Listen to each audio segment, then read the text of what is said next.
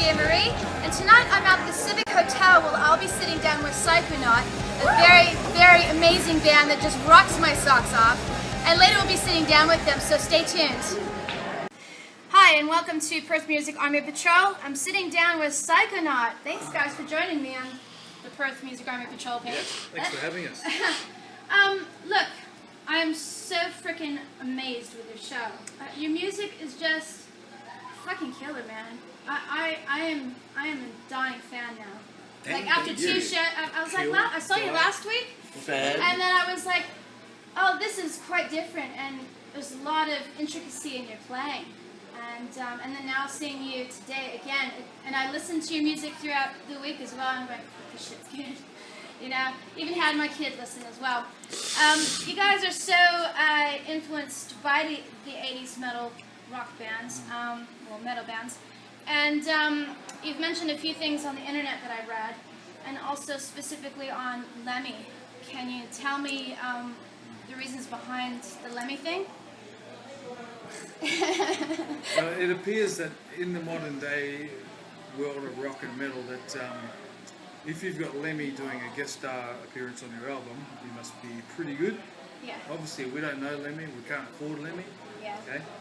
And thought, well, we'll just make it up ourselves. So it sounded pretty convincing. He's more Lemmy than Lemmy. Lemmy's over the hill. I listened to it. I'm going. We were like sitting at home. I'm going, yeah, this is the Lemmy von Frankenstein. Yeah. And he's like, man, he's like, they do it so well, you know. Yeah. It's Bomber era Motorhead, which is probably their best era. Yeah. But it's just a tribute to him, and the song's actually got quite a Led Zeppelin groove to it as well. So it's a bit of a sort of bastardized version of Led Zeppelin and Motorhead, because the Lemmy part, he's actually singing over a funk riff, which is like a Sly and the Family Stone type riff, so it's a complete hodgepodge of this shit. So, I kind of read that you kind of formed this band in the late 90s. So you guys have been around for quite a while. So who actually does the writing? Do you do the main writing, or does everybody kind of... Okay.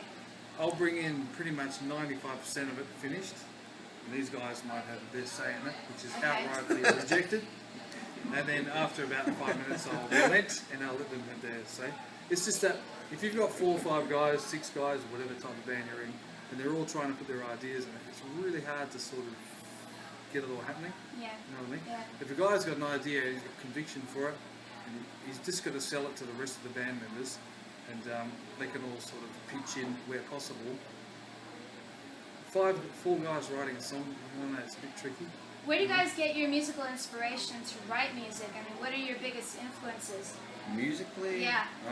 Well, classic metal bands that I grew up on: Slayer, Anthrax, and Morbid Angel, thrash metal, death metal, early 90s, late 80s, thrash metal, death metal. Do you listen to any other genre besides metal, like to get any outside stuff, you know? Yeah, a few things, yeah. I listen to a bit of Motown. Motown? Yeah, See, Motown that's stuff's cool. Stevie Wonder, Michael Jackson, Marvin Gaye, Al Green I really like. Yeah. Anything funky and cool. I like blues. Yeah. And what about you guys? Anything that's not metal, what do you listen to? Thin Lizzy. Okay. Whitesnake and... Whitesnake? I don't know. Yeah, lots of stuff. 80s glam band! That's so cool. That's so cool. Yeah. What about you, Simon? Funk and fusion, like Dave Weckl Band, Okay. Brothers Johnson, Brucey Collins, ELP, Okay. like Listen Like and Palmer. Okay. That's crazy. Yeah, That's cool like stuff. prog and Take that back. and funk and fusion and classical, like I love Mozart as well and stuff, so yeah. You got some Mozart. you got some interesting themes running through your music. In particular, which is my favorite, Star Wars, and it's quite a unique thing. I don't think I've ever heard of a band kind of doing that. Beats the shit out of Star Trek. Yeah. Yeah. So you guys aren't Trekkies, you're Star Wars fans. I like Star Wars a lot. Probably not as much as him, but a him. lot. But again, Why Star Wars? well, these days, Star Wars, the brand and all the icons, it's all about pop culture now. Yeah. You could have a Yoda masturbating on a t-shirt and someone will buy it. Guaranteed. Because Star Wars is just a cultural thing. It's just sort of, it's always there and it just seeps into everyday life. And I first saw it actually when it came out, because I'm that old, so I remember seeing it. Yeah, it's just sort of a religious experience. Black and white. But it doesn't mean I'm going to go and buy all the toys and all that stuff again. It's just sort of, it's just something that's still inside of me and us. Yeah, it's universal themes in Star Wars. You can, Yeah. it's like religious, I just like the archetypal whole thing. themes. And he smells like Chewbacca. Look, you guys have been around for years now, and I kind of, when I was on Spotify listening to one of the albums, I just noticed there were just so many other ones. How many albums do you guys actually have released? 2. Two. The first one was done in way back in. Then it didn't get released until probably about Hence the title. recorded in 2000. But I had the original tapes. This was done reel to reel back then, and those tapes sat up on my bed because I sort of wasn't too happy with them. Yeah. It's sort of amateur. It was done all in one 8-hour session. Okay. I think it was 9 songs. And then I got a guy, Aidan Barton from Solid Studios. He used to play for Pathogen. I gave the tapes to him and we converted them to digital. Did a lot of heap of editing on it. Didn't release it until about 2004. It's called Masters of Procrastination because that's what I was. I was just good at procrastinating. That's really cool. Sarcasm. That's cool. I went and had a visit to your YouTube and saw you got a music video up there, which I thought was fucking brilliantly done. The one to False Metal. And I just kind of wanted to ask you about the whole production behind that. Who put it together? What was the experience like doing a music video? How long did it take, kind of thing? Again, talk to him. Okay. The idea for the song first is about like a celebration of heavy metal music in general. Okay. You know, not to be too corny about it. There's a lot of retro bands come out now that dress up like women. Actually, some of these retro bands, they'll dress like ugly women in order to pick up ugly women after a gig. You know, that type of thing. So it's sort of a product gimmick type thing. So with False Metal, I wanted to go back to the roots of the whole genre and throw in a lot of references in there. You know, Manowar, and there's an Exodus reference in there, Celtic Frost riff.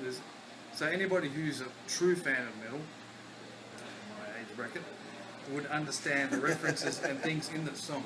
So with the video clip, the idea was to capture that old school suicidal tendencies, Van Halen, Panama, Looks at Kill, and all those classic 80s. There's a heap of name dropping, right? Well, Then you have a lot riff involved in your dropping, music riff because I'm dropping. hearing so many influences in there. But you've put it brilliantly all together, and I'm Thanks. just quite actually blown away with it and a bit starstruck. I'm looking at you Turn going, that camera off. fucking rock gods, oh my god. Get out of here. No, really. Honestly, Should I do yeah. another button up? Yeah, please do. But the video is done at Darren, who runs Western Front, wf.com.au. Okay. He has an annual metal party. I thought, Yeah. right, this would be the perfect opportunity for a bunch of drunken metal maniacs and try and create that party. Trying to house control party. them is Yeah. ridiculous. And that was just, Yeah. I won't say anything because they're probably going to watch this hopefully. But they all did a fantastic job. Drunk, pissed, loud, relentless. The real thing. I really like the diversity with your vocal cords. I find it amazing that you can go from, you can use low voices, demonized voices, and high-pitched voices, and then you're screaming. How do you keep your voice from blowing out? Ventriloquism. It works. Probably this stuff. I don't really drink that often these days, but red wine's really good for warming up the chest. Okay. Okay, or getting someone to massage it. Or it's just sort of, I don't know, it's just over time, because it's a muscle. It's a muscle, and you've got to keep working it and sort of. Destroying Plus, it it's and also then fixing it again. yeah, because it's. Take I've got a lot of break. vocal influences. Yeah. I just want to take the coolest part of what I think are the coolest parts, just put them into one vocalist. And it's there. There's some other things I really want to do. It's just that, you know, if I was to scream any higher sometimes, I'm pretty sure my head would explode like a watermelon with firecrackers in.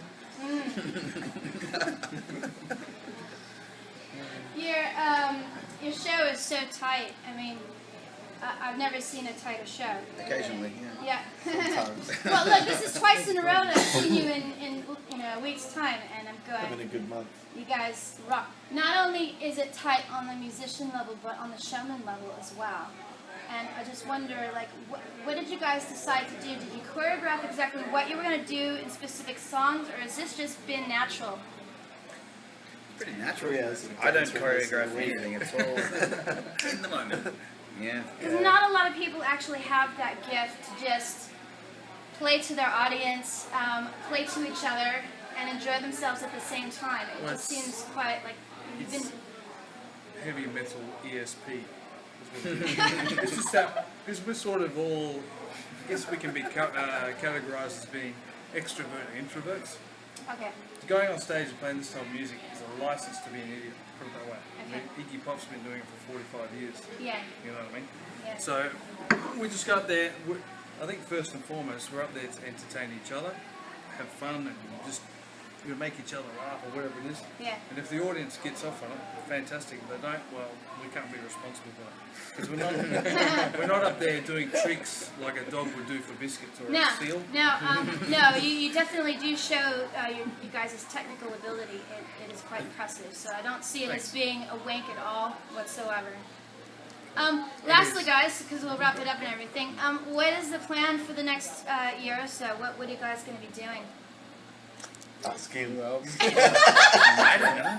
Jamming, songs, albums, world tours, galactic tours. Yeah, intergalactic, interstellar overdrive tours. Have you guys have, some of you have been on tour before. What has that experience brought you? Has it brought you anything besides an experience? Or? Makes you very rough around the edges. Rough, yeah. yeah, Generally, yeah. you don't Get a bit- sleep. You rarely eat.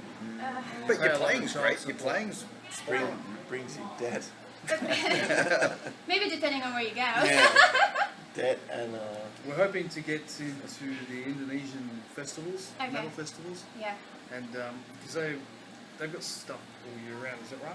Yes, We've always they played got on a plenty lot, of lot of those festivals. over Indonesia's there. crazy. They've got like 1 billion, 1,000 million metalheads over there. The One scene gig. is crazy. It's massive. The average gig is 1,000 people. Oh my God. 1,000 And million. upwards. I've got one last question for Mark.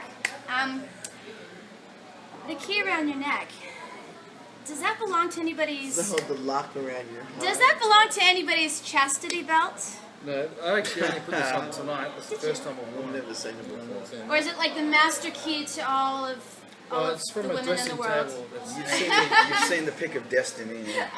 my grandmother gave me an old dressing table before she died. Okay. And she didn't give it to me. She just couldn't lift it, obviously. And this is the key that keeps falling out. So I figured that, gather around. So, Some serious shit. That's really cool. That's really The deep. answer to your question, no. Just so I can lock my clothes up. Well, thanks, guys, for joining us on Perth Music Army Patrol, and I hope to see you all out patrolling the pubs. Yeah, rock on!